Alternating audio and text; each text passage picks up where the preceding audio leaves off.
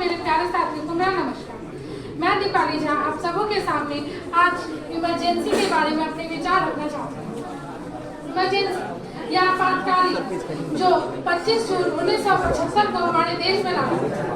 कहने का तो ये सिर्फ इतिहास की घटना है, लेकिन यह एक काला अध्याय है जो 21 महीनों तक हमारे भारत में था, जहाँ पे हमारे मौलिक अधिकार, हमारे नैतिक मूल्य सब हमसे छीन लिए गए। कहने को तो ये लोकतांत्रिक देश था, पर यहाँ पे लोगों का कोई महत्व नहीं था। सिर्फ बातें थी तो सिर्फ हमारे प्रधानमंत्री, हमारे जो निर्णायक, हमारे जो प्रधानमंत्री थी, जो इंदिरा गांधी थी, उन्होंने पूरी तरीके से बागडोर को अपने हाथों में लिया और हवाला दिया था कि आंतरिक अशांति है। आपने अधिकार ही नहीं दिए तो आंतरिक अशांति कैसी? वहाँ पे प्रेस पर भी सेंसरशिप लगाया गया। प्रेस में वही बोलेगा जो सरकार चाहेंगे, तो हमारी संचार की बातें कहाँ? यही सवाल था उस वक्त भी, और उस वक्त भी इन सबको दबाया गया था।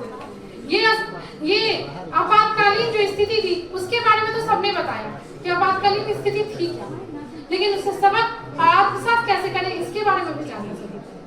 सबसे पहली चीज, अगर हमसे कोई हमारे मौलिक अधिकार छीने तो हम लोग क्या करें?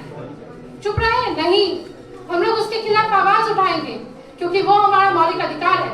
इसके लिए सबसे महत्वपूर्ण है जनता में जागरूकता होना। अगर वो जागरूक है अपने मौलिक अधिकारों के बारे में, अगर वो जानते हैं कि उन्हें क्या करना है, तो वो स्वतंत्र हैं। तभी ये लोकतांत्रिक देश है, क्योंकि यहाँ लोगों की बात हो रही है। दूसरा, यहाँ पे सबसे बड़ा मुद्दा था प्रेस पर सेंसरशिप। प्रेस पर सेंसरशिप मतलब जो जनसंचार का माध्यम है उसे ही बंद कर दो, उस पर आपने अंकुश लगा दिया। ऐसा तो नहीं होता। इसीलिए उसके बाद ये प्रावधान निकला कि किसी भी स्थिति पर प्रेस पर सेंसरशिप नहीं लगाया जाएगा। प्रेस वो स्रोत है जिससे हम अपनी बातों को लोगों तक पहुंचा सकते हैं।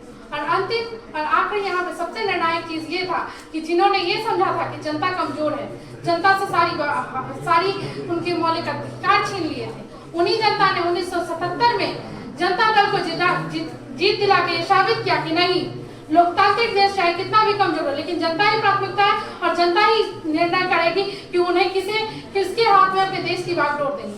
अंततः मैं बस इतना कहना चाहूंगी कि आपातकालीन की स्थिति बहुत बुरी है, उनसे सबक लें और अपने समाज को और अपने अधिकारों को और सशक्त और सुदृढ़ बनाएं। धन्यवाद।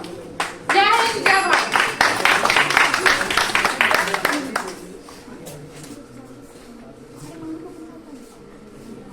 अगले प्रतिभागी के तौर पर 68 नंबर आसना सिंह